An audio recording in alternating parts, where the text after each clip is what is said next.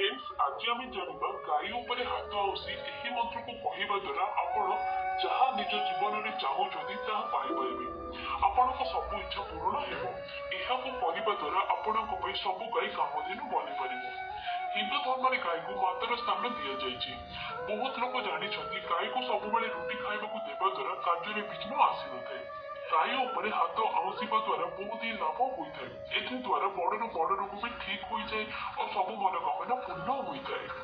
आपण सब गाई को किसी भी खाइबा दिंतु रुटी फल किसी भी देपारे यार किसी समय और दिन ना आप भी स्टार्ट करेंगे। आपण को डाहण हाथ में ही गाई को खुआबे और गाई खाइला से ही डाहण हाथ में गाई को आउंसीबार अच्छी आउंसी आउंसी यही मंत्र को कहबार अच्छी। मंत्र है धेनु त्वं कामधेनु सर्व पाप निवारिणी मुख्य फल प्रदायनी च मात्र देवी नमस्तुते। यही मंत्र आपन को 7 थर जप कर हाथ आंसीबार अच्छी। यह द्वारा आपण सब गाई कामधेनु बनी पार और आपंकर जहाँ भी इच्छा थी भी बहुत जल्दी पूरण हो।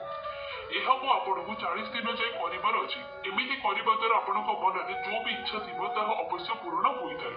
यह बहुत सरल उपाय अटे किंतु बहुत भल फायदा करे।